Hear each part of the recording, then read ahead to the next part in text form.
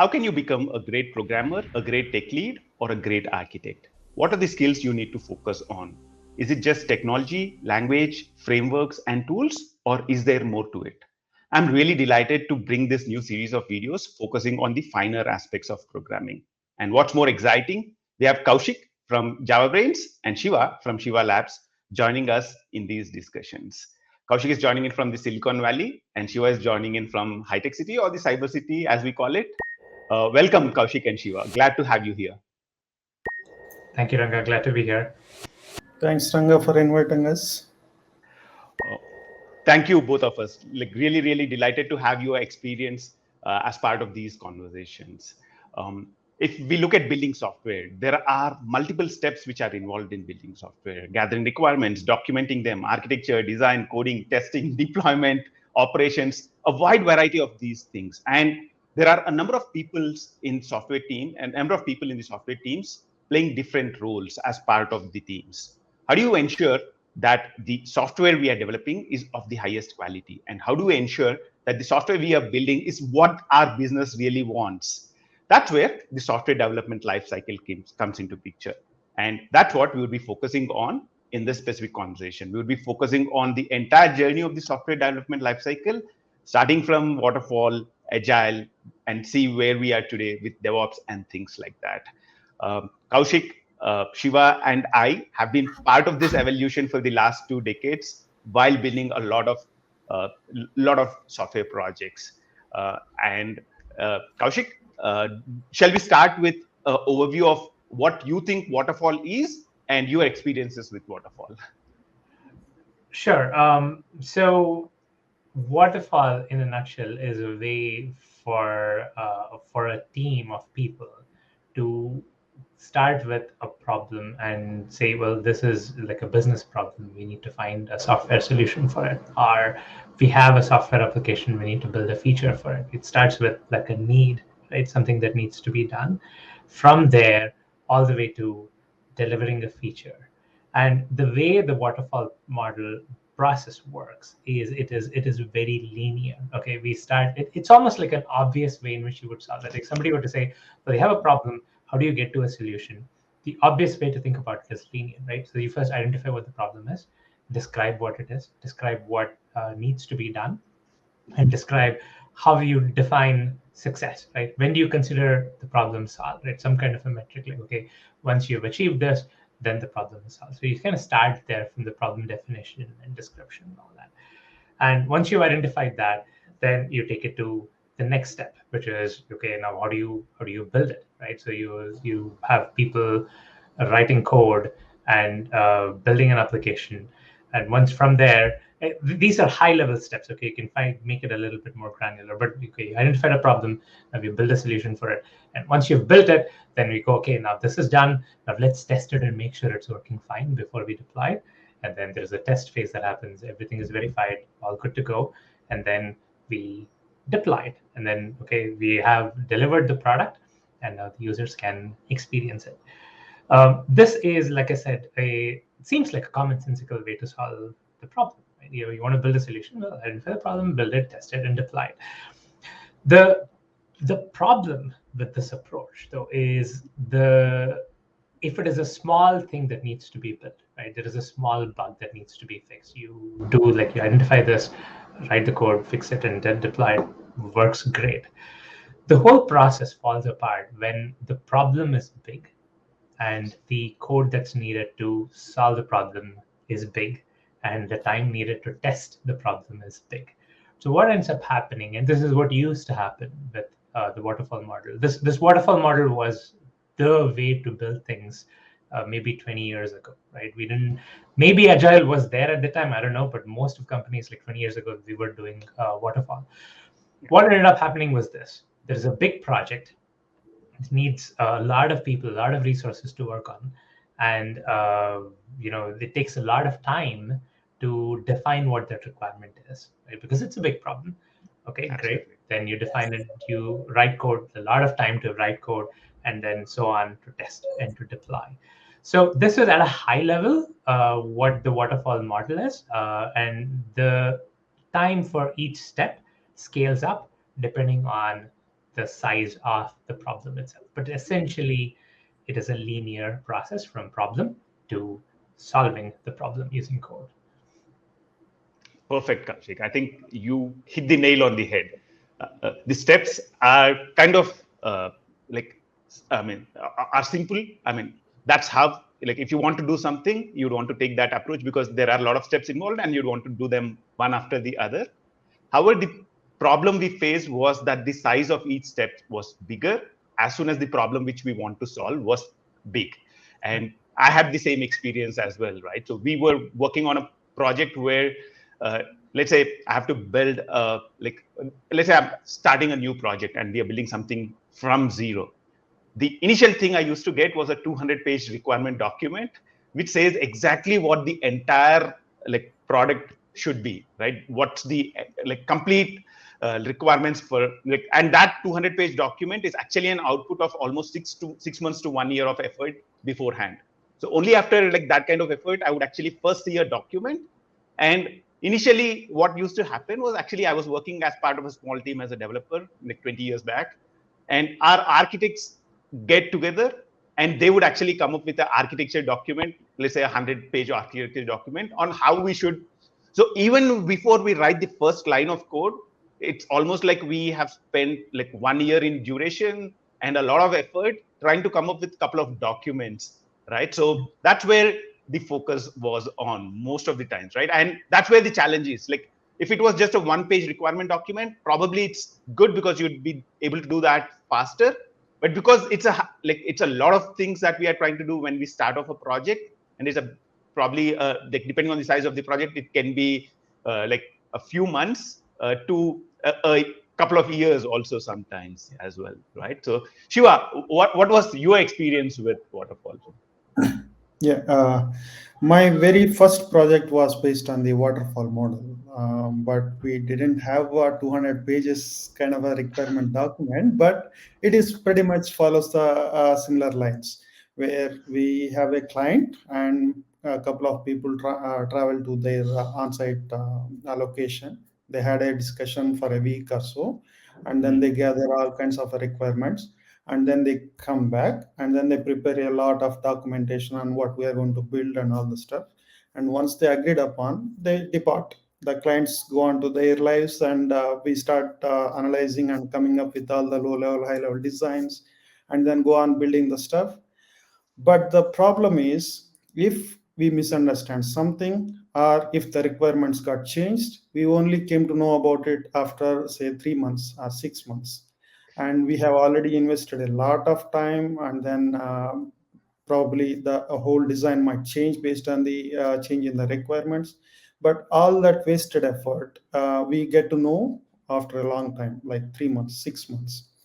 The very first project was like this. And when you look at the flow, like you gather the requirements, you design the solution, and you code it, and then you test it. The process looks similar, but the kind of a timelines it takes for each step, that's where the problem lies. Tomorrow, if you take agile development, you do a kind of a follow similar lines, but in a very short circles. You get to know the feedback in a day, not like after a week or a month. That heavyweight document oriented and contract based thing, that lies the problem. Cool. Thanks, Siva. I think let's not spend a lot of time discussing about waterfall and the disadvantages of that, because those would be coming into picture as soon as we start discussing about agile. So we'll probably jump directly into our agile journeys, because that's what probably a lot of people want to hear as well. So Koushik, how do you define agile? We talked about waterfall. How do you think? How do you describe agile?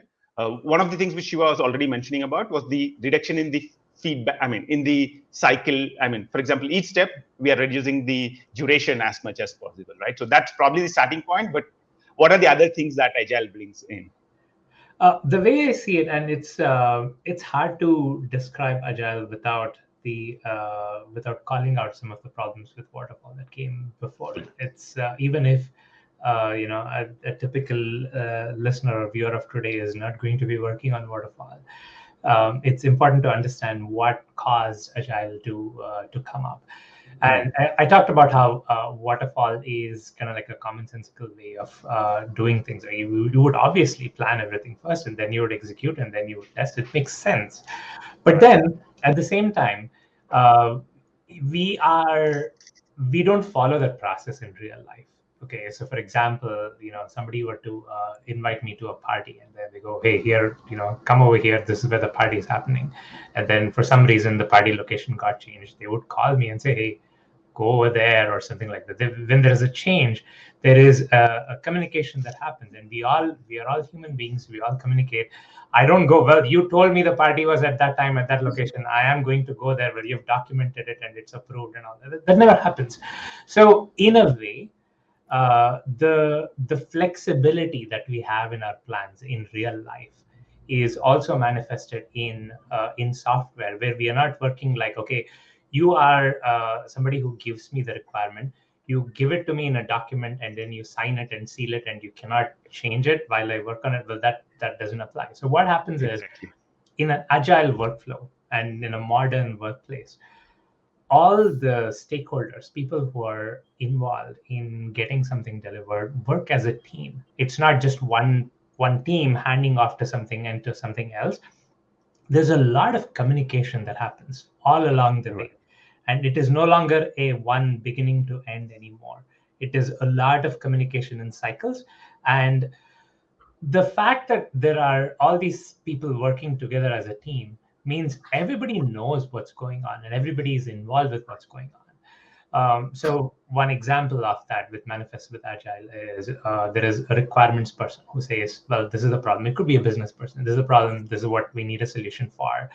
They don't detail out the whole requirement, and they don't like give a 200-page document. What they do instead is they start out with, okay, here is a problem that this particular user or this type of user faces, and this is what the expected solution should be. And there is a very, with Waterfall, there were phases there. When I said build, you have like a high-level design, a low-level design, and coding and all that. They're very well-defined phases. Those phases all end up becoming shortened. And for example, the team would build a small prototype, and they build it and they show it to the requirement, like, hey, is this kind of what you want? Shall we go ahead and iterate on it? So iteration is the key. It is not a one flow, which is what the waterfall gets its name from, right? Water flows from the top to the bottom. It's one directional. That there's no more one directional flow here. Agile is it's almost like you can think of it as a pool where the water is all moving around because somebody walked in it. So constant communication between teams and smaller iterations where everybody is involved and they work together as a team is at a very high level what the philosophy of Agile is. The Agile process was brought about by a bunch of people who were very frustrated with the waterfall model, and they found the flaws in it. It was almost like a call to say, like, yeah, this is the way we do things. They literally called it the Agile Manifesto, and they listed out a bunch of rules, and then they say, yeah, this is how we are going to build software. We are not going to do the waterfall anymore. And yeah, so what you're seeing on the screen is 4 of the principles, the top principles that the Agile Manifesto recommends.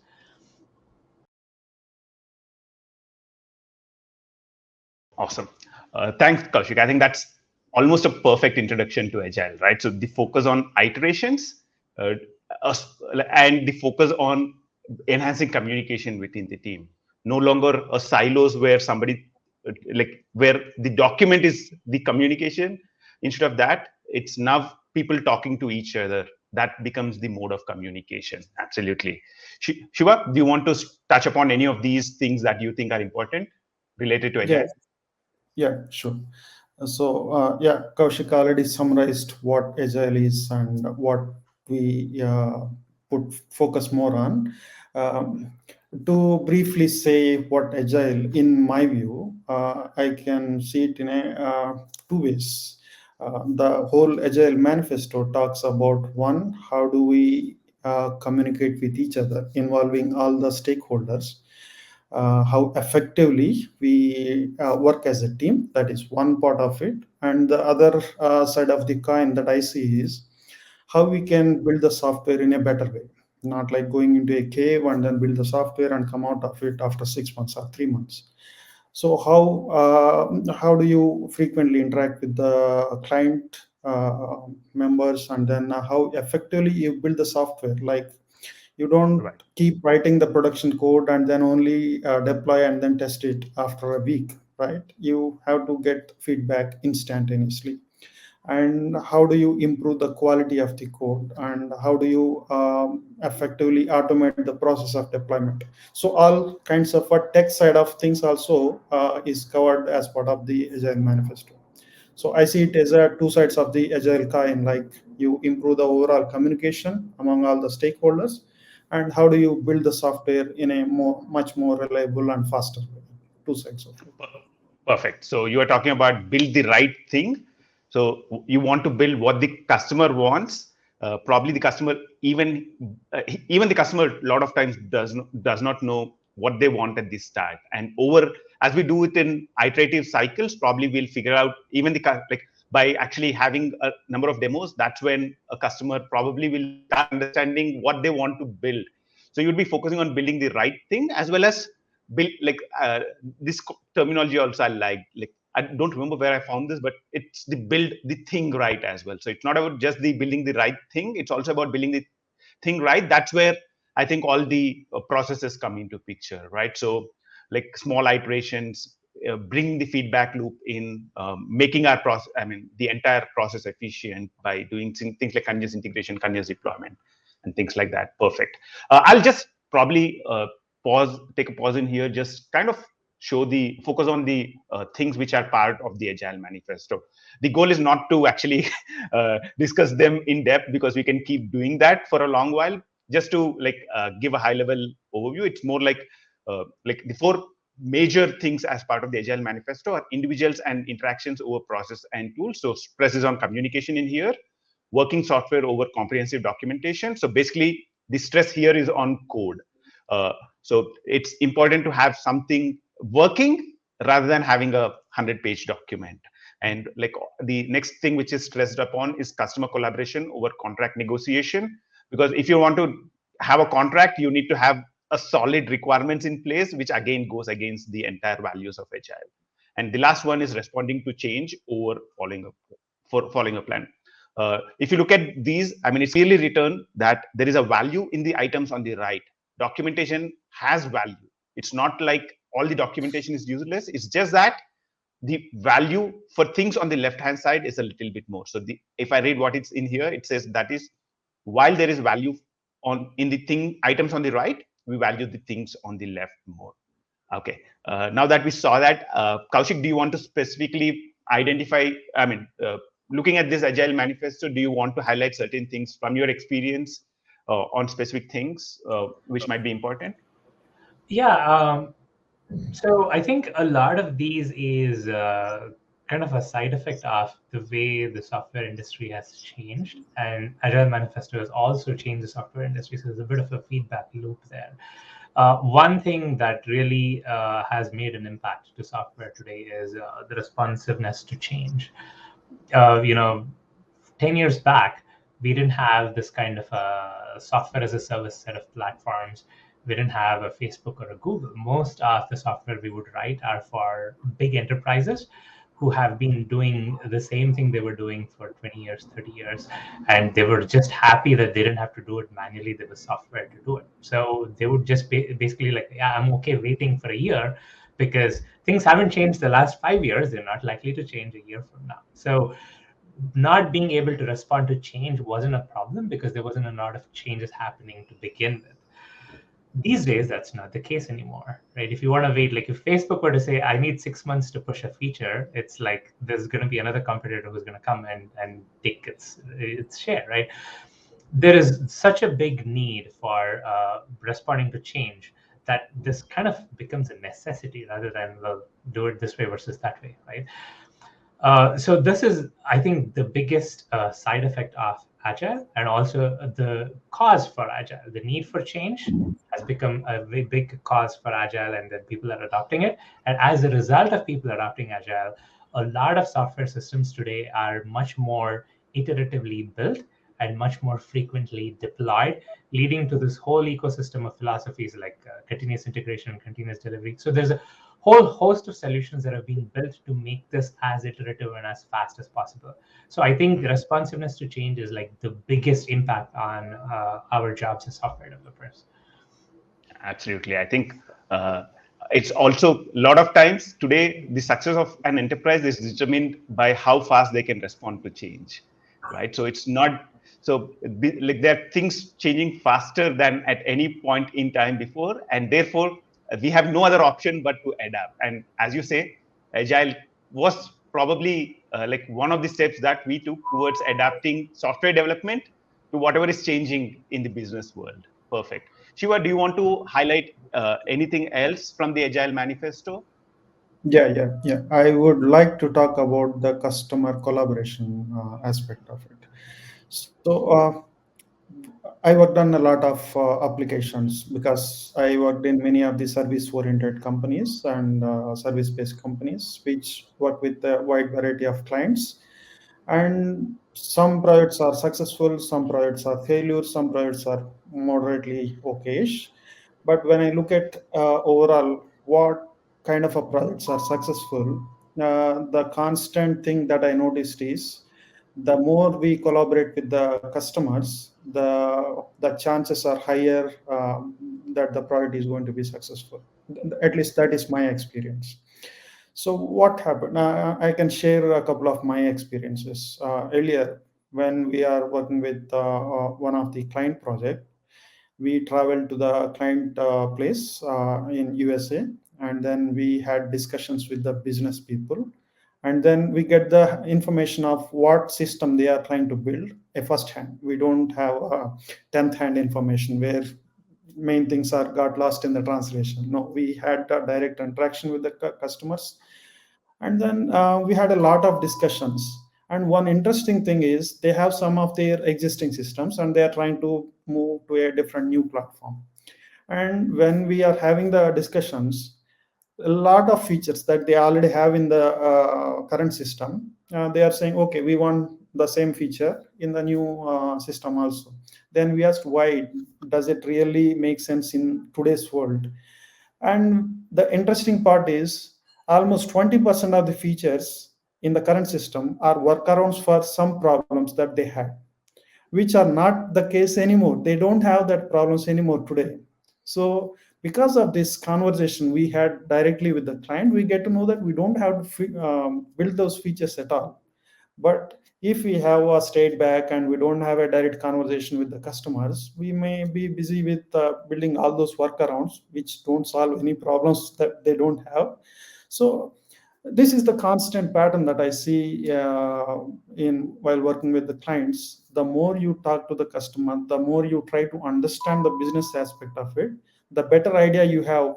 Should I actually build this component, or does it needs to be exist in the first place? Is it a workaround, or is it a really a required feature? So all that kind of a knowledge you only get when you directly talk to the customer. But if you just isolate yourself and just take the feature list that you want to build, you may lose all that context of the problem domain. So it is very important to have the customer collaboration. Even one of my recent project, the good part is we had a very constant, regular interactions with the customers. And yeah, it's a good project, and we built on time, and it's a successful one because of good communication with the clients. Absolutely.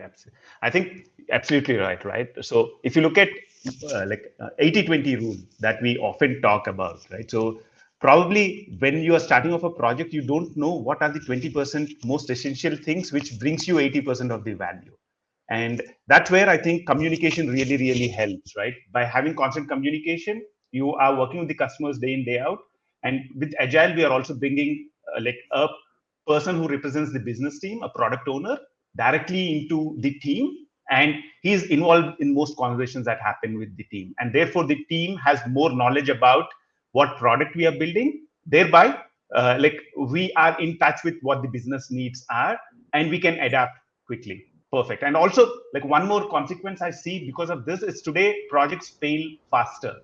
because earlier you had to invest 2 years of effort before you know, or like a long duration of effort, maybe a few months before you know that something you're developing is not something which your customer wants, right? Or the end customer, right? The customer of the customer wants. But being more agile by trying to see what's the minimum viable product that you can build, probably that enables us to fail fast as well, right? So I think communication across the board helps us to, yeah, do things well as identify things which we don't want to do, and probably not do those kind of things as well. Koushik, anything else that you would want to talk about Agile Manifesto, or do you want to move into principles? No, I think we're good. We can move to the next. Okay, perfect. So let's move on to the.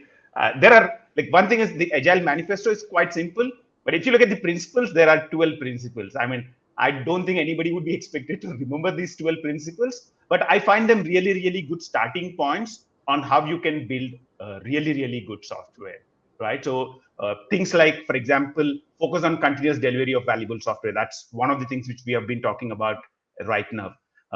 Things like having the collaboration between business people and developers. Like, it should not be one-time collaboration, but it should be a constant communication. It should be, as it says in here, must work together daily in a specific project, right? Also, the things about self-organizing teams, right? If you build projects around motivated individuals, like, they would enable, like, if they have the right environment, they can get into, they can be organize themselves into something like a self-organizing team, right? So these are also the attention on technical excellence and good design, right? So that's another factor which we stress a lot upon when we talk about agile, on practices like test-driven development, on practices like pair programming, having a focus on code quality.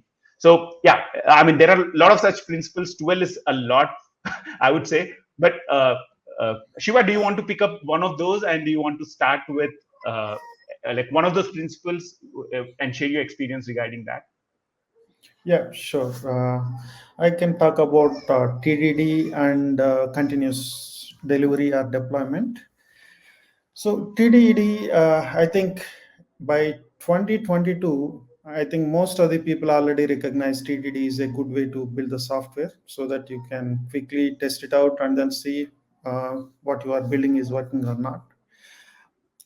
But how I got into this TDD mode of building the software is my company didn't require me to write any tests or anything like that. We were building a project, and it's a web application. But the feature I was working on is kind of four screens away. First, I need to log in, and then I need to go into some screen, and then navigate to the form, and then I need to fill a bunch of fields. Then I can test it.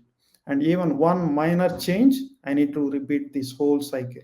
I got fed up with this, and then I started writing only in a main method, no JUnit, nothing, just a main method, and just call the function, pass the inputs. And then I was quickly able to test that instead of going through this, restart the server and navigate through all the forms manually. So that's how I started it. And then, but the thing is, it's always like ad hoc. I write some code and then I maybe move it to a private method. So things like that. But if I have to make sure that what I am writing is working effectively, it need not be like that ad hoc testing. So then I learned this JUnit framework, and then it naturally follows, like instead of writing in a main method, I just write it in a test method, so that at any point of time I just run the test suite and then make sure, okay, still things are working fine, nothing is breaking.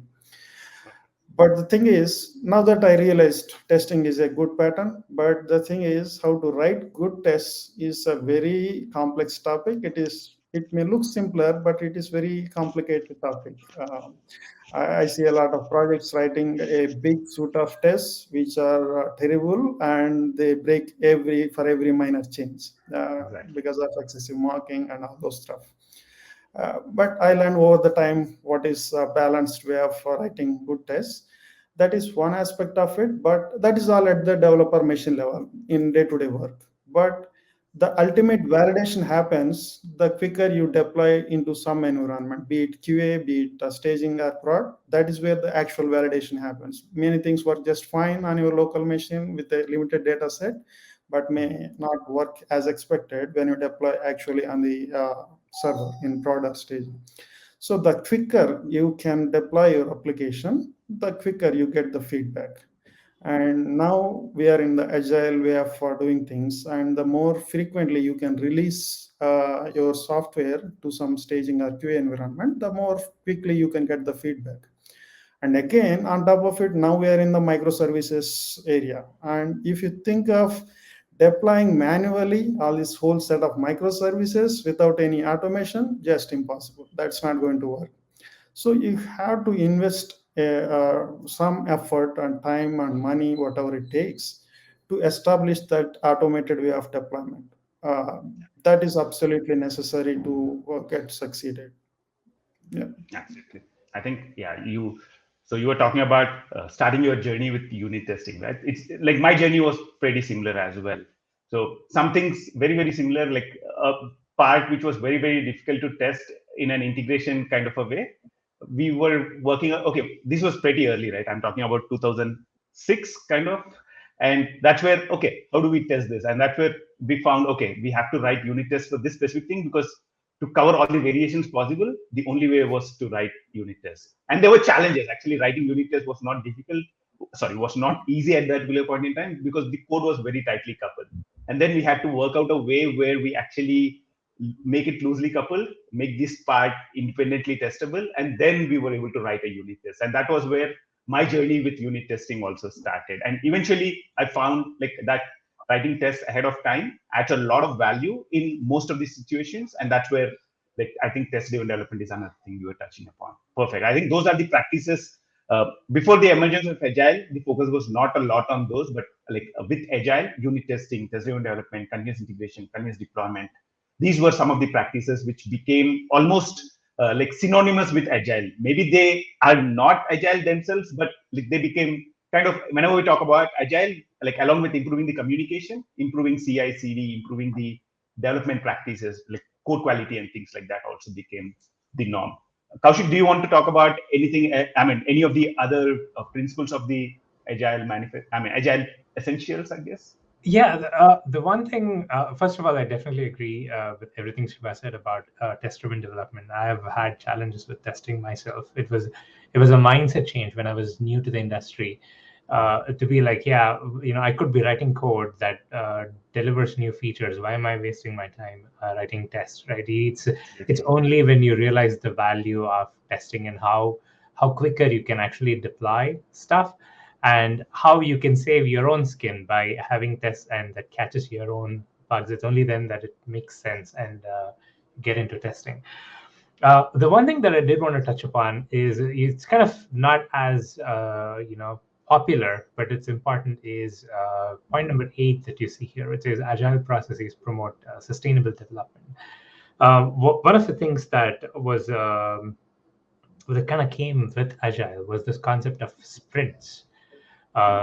Sprints are, for people who don't know, sprints are like a 2-week or a 3-week. The most popular is a 2-week period of chunks of work, where if you have a large project, you basically say, okay, here's a team, and let's set aside 2 weeks, and we say, okay, what is the goal that we want to achieve in those 2 weeks?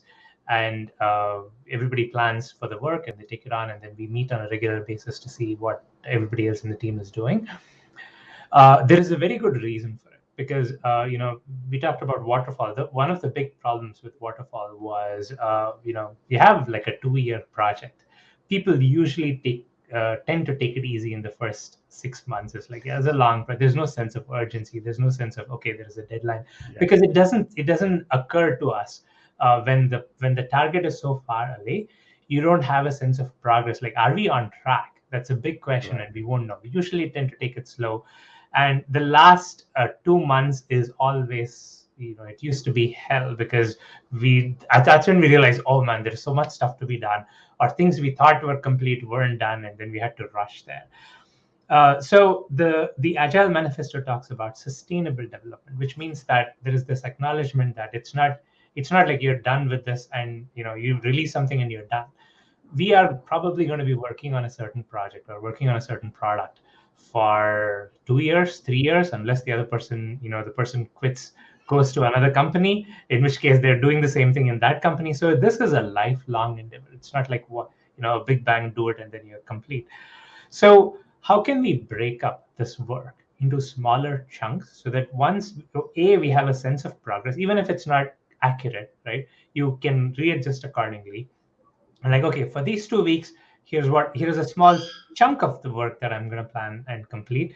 If we don't complete it by then, it's not the end of the world, but still it'll help us assess what our capacity is, how much we can plan for next time, and adjust accordingly. I think that is a big addition that Agile Principles brought to the software world, and kind of brought some sanity and made things a little more consistent rather than the dips and the peaks that we would experience in the waterfall model. Absolutely. I think I had very, very similar experiences. I was working, I never had the chance to work on a 1 year kind of a development cycle for a waterfall model, but I had a chance. Most of the things which I was working for were like 1 month development cycle or 2 month development cycles. I found it like even there, I can see that effect in play, right? So the initial period, you will not be working so hard. But as it comes near the delivery, probably like I used to live in Pondicherry at that particular point in time, and I used to work in Chennai. So every weekend I was traveling from Pondicherry to Chennai. So whenever a project nears the delivery time, my family knows I'm not going to come home during those weekends. So exactly. And like even worse experiences were people who were actually building 6 to 9 months kind of development cycle, right? So I was I was working in a project in insurance domain. This was like complete rehash of an old system. They had multiple teams before tried the waterfall model. They failed at it, and again this team also picked it up in a waterfall model, and they were working on it for 5 months. And at the end of 5 months, they did not have anything working, and it was a 6-month development cycle. And the last 1 month, people were there. This was a project I went in a little point in time, but the stories I hear about people just being there for 18 hours a day, like the entire team being there at 12 o'clock at night. Those are not stories you would want to hear, because it was okay at that particular point in time, maybe, I don't know, because these guys were very young, right? But today, like at that point, probably when we talk about Indian IT services companies, most of them had very young people, right? So now most of us got older, and I guess I doubt if something like that is even possible today, right? Yeah. And also, like Koushik, you were touching upon a little bit of Scrum aspects in there, right? So Agile is kind of the principles, and Scrum is how we implement them. You want to talk a little bit more about Scrum? Like you were touching about one of the practices of part of this Scrum, which is like the sprints, right? You would want to do regular sprints, and you would have probably something like a backlog where you decide, okay, these are the 10 things I would want to focus on in this specific sprint. And you do that in cycles, and kind of at the end, you have a retrospective where you try and see what you achieved and how you can do things better. So you're constantly evaluating how you are doing things, right? So do you want to touch upon a little bit on the retrospective aspect of things as well? Sure. Yeah. So sprints is an interesting, a practice, because it kind of covers a lot of the Agile principles in one go. So, for example, welcoming changing requirements and satisfying the customer early. So what Sprint allows us to do is bring all the stakeholders on the same page. So communication is key with Agile. Yeah. Everybody needs to be aware of what's going on. Everybody needs to know the status, and everybody needs to know changes immediately when it happens so that they can accommodate it. Sprint is kind of like a one thing, one solution which checks a lot of those boxes by bringing stakeholders in together and have them talk and tell their status on a regular basis. Sorry, that's a stand-up, I meant, not a sprint. So I'll clarify. Let me back up and clarify. Sprint is a way for us to chunk work into smaller segments so that we have a way for us to plan reasonably, like, okay, this is a small piece of work. We are better at estimating smaller pieces of work than larger pieces of work, right? If there is a small piece of work, we can say, okay, it's going to take 3 days. Maybe it'll take 4. Maybe it'll take 2, but the delta is going to be about a day. But if you estimate a large amount of work, like something that will take 6 months, well, will it take 7 months or 8 months? The delta becomes bigger as the scope increases. So a sprint allows us to take small work and then estimate it and say, okay, this is how much I can get done in a week, and then try to achieve it and iterate over it at that time. One of the things that many companies do is try and deliver in that iteration as well. So, for example, they say, okay, my sprint duration is 2 weeks. At the end of the 2 weeks, they don't just say, I'm going to finish any random amount of work. They target a deliverable in that 2 weeks. Okay, what can we deliver to deploy to production or deliver to the customer at the end of those 2 weeks? So this allows the team to plan and kind of self-organize, which is another concept in Agile. They could let the teams decide what they can do and then gauge accordingly. So in addition to sprint is another practice called stand-up, which is what I was referring to earlier, where teams and all the stakeholders come together for a very short period of time in a day. Some companies do alternate days or however you want to do it. 5 minutes or 10 minutes, you just tell out your status and like, this is what I'm working on, and this is what I did yesterday, and this is what I'm working on now. It's literally called a stand-up because people aren't expected to sit down, get comfortable, and tell a status. It's basically like a huddle. People get together, they're standing, just quickly tell the status and move on and actually get to work, not spend a lot of time in meetings. So this is also like these practices together achieve a lot of what the Agile Manifesto recommends, which is constant communication, constant deliverable with chunking of work, and constant feedback as well. Cool. So one aspect you were touching about there was estimation, right? We are very bad at estimating things, especially the bigger the things become, the worse we are at estimating how long things. And it's the same in our personal life as well. A lot of things which we think, take a short duration of time typically end up taking longer. And that's where I think instead of trying to estimate the exact amount of work, probably like in Scrum, one of the things that we do is actually bring in story points and try and estimate it relative to something else. So instead of trying to have an absolute number against a piece of work, what we do in like Scrum is probably pick up something else similar to that which we did earlier, and we kind of compare them to identify, okay, how much bigger is it to compare to an older work, right? So that's one, that's I think about estimation, and also getting into the entire sprint kind of a thing, right? One of the biggest advantages I see around that is that changing requirements now becomes easy to adapt to, right? Because during a sprint, you are not focused on the entire set of requirements that are out there. You only pick up maybe the five most important things, or the 10 most important things that you give the most value, and you not worry about the rest of the things. And each sprint, like each couple of weeks, you would have a meeting where you decide, okay, now what is the next highest priority things that helps us to that helps us to adapt as requirements change. We also are changing our priorities, and this is kind of a 2-week cycle and not a 6-week or a 3-month cycle as well, right? And the other advantage I see in here is point 10 as well, right? So the art of maximizing the amount of work not done. We are not trying to focus on everything which is out there. What we are trying to do is to pick up certain important things, focus on that. And if you look at the backlog and you look at things which you don't do at the end of 6 months, you would see that there are a lot of things which you might have picked up if you tried to do it in a different approach. So that's also something which I observe, where we try and eliminate a lot of unnecessary work. Siva, do you want to add, you want to touch upon any more things from here? Yeah. I like the concept of Scrum because it's one way of achieving agility. And in theory, it really have a approach to become agile. But what I see in the wild, in the real world, I see many companies approaching Scrum with the mindset of Waterfall.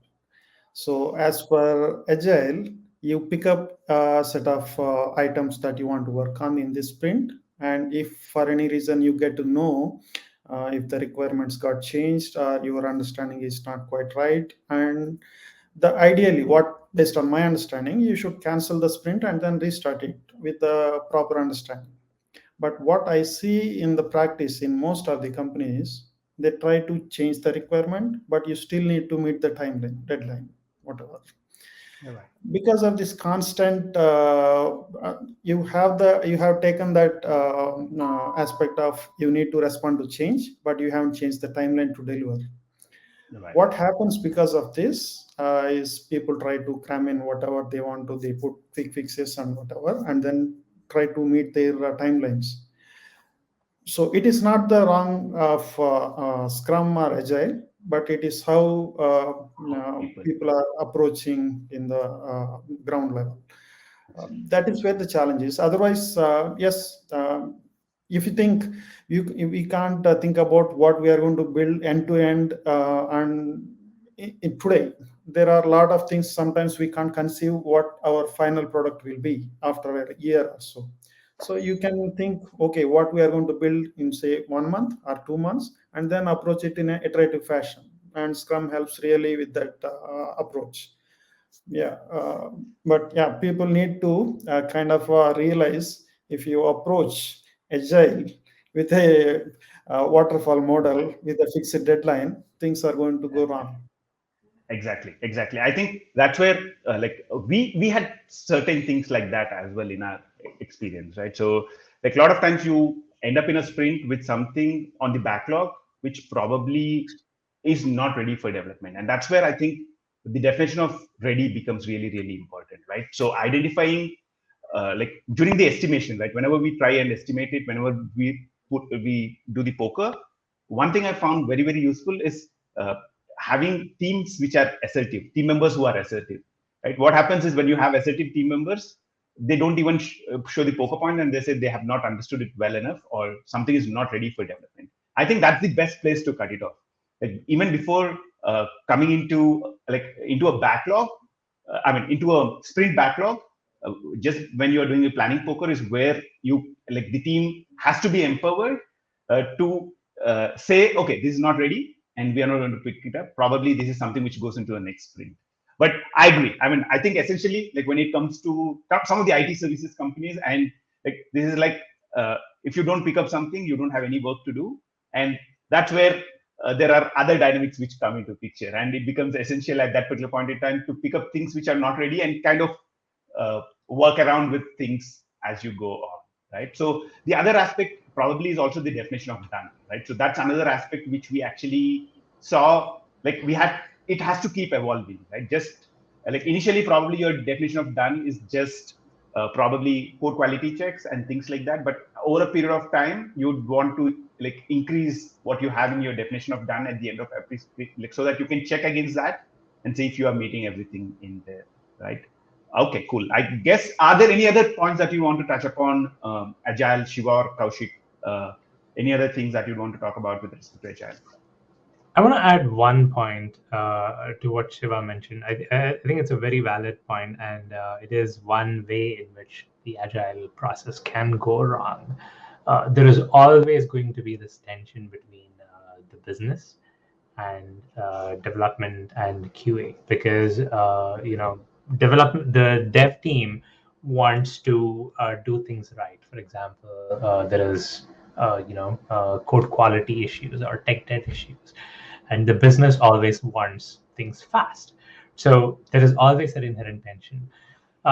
So there are a bunch of different ways people have tried to handle it. One practice, which I think is kind of falling off popularity now, is to have a third party to mediate, and this person is called the Scrum Master. Okay, the Scrum Masters aren't as popular now, but the purpose of a Scrum Master is to be a part of this whole discussion, and they're neither the product nor the dev nor QA. I mean, they're no way involved except for trying to make sure that all the principles of the Agile Manifesto are met, and all the recommended processes for Scrum or stand up or whatever is retrospective or whatever is being kind of like the orchestrator to get this done.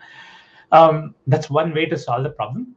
But then, different companies have different power dynamics. There are some companies where the developers call the shots, and then the business people are like, yeah, we push, but then there's only so much we can do. There are some other companies where the business people call the shots. So it is a problem, and there isn't really one way to solve the problem, but different people approach it differently. Absolutely. I put a lot of thought about this one. There is always a bit of tension between what business priorities are and what tech team wants to build.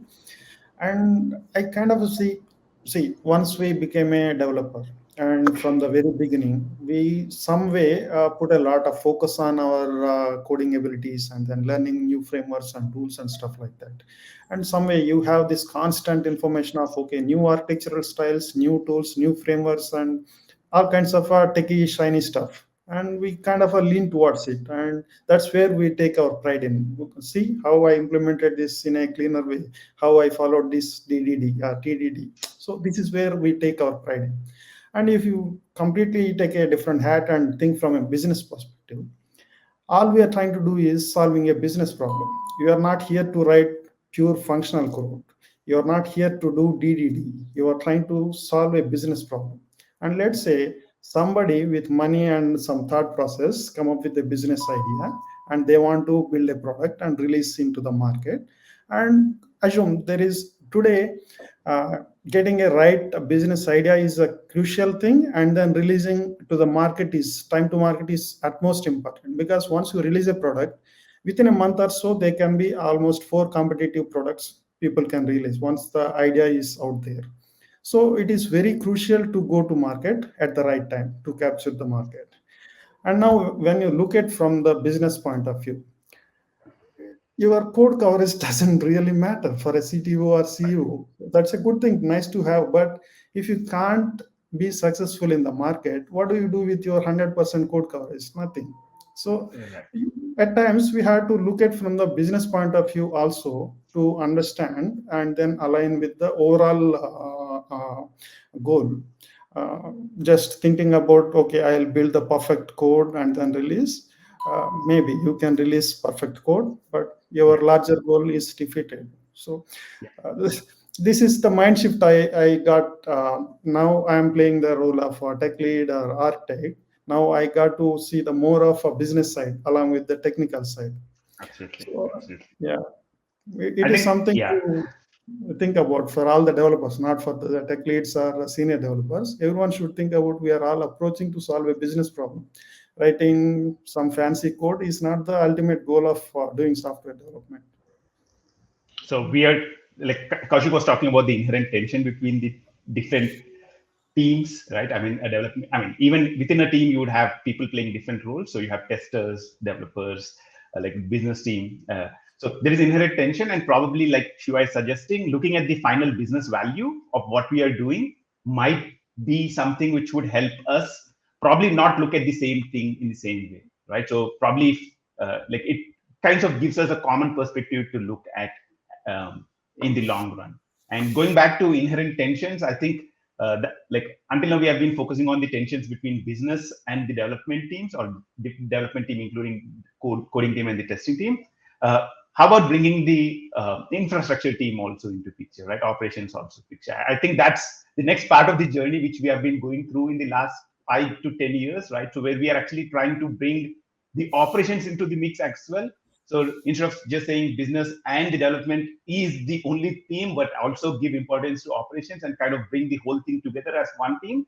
And that's what probably we are calling it as DevOps, right? Other than that, we also focus on a few more additional things in addition to continuous integration, continuous deployment. Probably would also focus on infrastructure, and the fact that we are moving to the clouds makes automating some of the things on infrastructure possible, which were not possible earlier, right? So that's where we see focus shifting to things like infrastructure provisioning dynamically, configuration management dynamically, and also like more automation in terms of how we monitor applications, how we monitor our production things, right? So yeah, Koushik, do you want to start with a quick overview. I think we have about 5 to 10 minutes more, so let's probably keep it succinct and probably pick it up in a later conversation. So a quick word on DevOps, and where do you see we are heading with respect to DevOps? Sure. So yeah, for a long period of time, infrastructure was a very static thing. You had to provision hardware, order hardware, and have the hardware vendor ship the servers to the company, and then they put it on a rack and set it up and all that. But over time, like you said, with the cloud, a lot of this is becoming software. And now we have the ability to click a button and provision stuff. We cannot, of course, click buttons to provision stuff when we are in the CI/CD pipeline, though. So there is the shift to automate provisioning of hardware and provisioning of basically the entire infrastructure where code resides. So infrastructure is not static anymore like it used to be with a whole lot of things, including cloud, including the advent of microservices. Infrastructure has become dynamic, which means that we are writing code to manage infrastructure. And what better place to manage infrastructure with code, apart from the known processes of managing code that we have for applications. So those kind of two different worlds end up collapsing. And we have DevOps, where developers are kind of involved in operations, or at least operations are involved in development, however you want to look at it. So there is a development process which provisions infrastructure and manages infrastructure in addition to the application code itself. Perfect. Shiva, do you want to add anything around DevOps? Yeah, sure.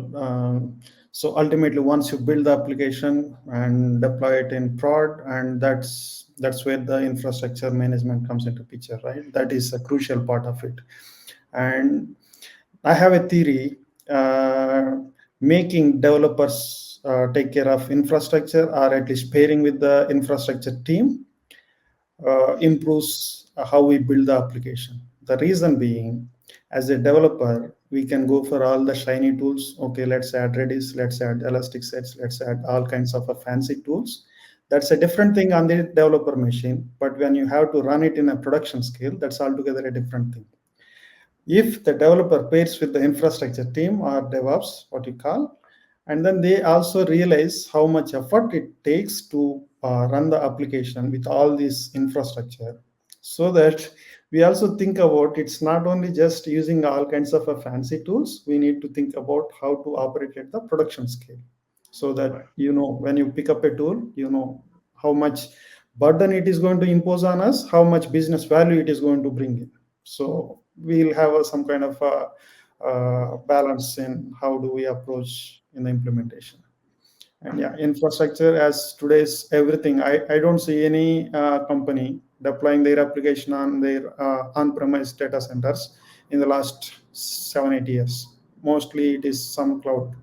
So having decent idea on cloud is not only good, is necessary these days, because your architecture design and heavily relies upon some of the features provided by cloud vendors. So yeah, it's an absolutely necessary skill to have.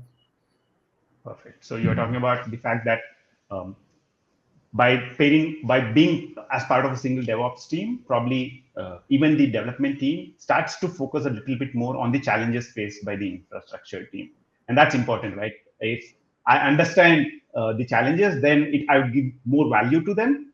And I would ensure that, okay, if there is anything I can do as part of my development cycle to solve some of those problems or minimize some of those things, probably I would take care of them while I'm developing them as well. Absolutely. I think that's good. And in general, just taking a step back, I think one of the things that we are doing over here is, this is the first topic that we are talking about, like the life cycle, software development life cycle, agile, waterfall to agile to DevOps. And to come up with this topic as the thing which we wanted to talk about, also we took a kind of an agile approach. So what we did was I was the kind of the business who came up with a list of things, and Shiva, Koushik, and I had a conversation. Actually, Santosh was also involved in that conversation, where we picked up, okay, what's the one thing we want to focus on for this sprint, for this week? And we just picked up this one to focus on the entire overview of the SDLC from waterfall to agile to DevOps. And if you have any questions regarding any of these things that we discussed, or if there are other topics you want to have conversations on as part of this discussion, please do post them in the comments. We would want to get your feedback, and we would want to be agile in that way as well. We would want to see what's the next most important thing to talk about and kind of keep the conversation going. Siva and Koushik, do you want to add anything else? Yeah, it's a pleasure talking about all our experiences and then sharing the thoughts. Thanks for arranging this, Ranga and Koushik. Likewise, thanks for having me here. It's been very informative talking to you both. Thanks a lot, Koushik and Siva, and hopefully we'll see you again very, very soon.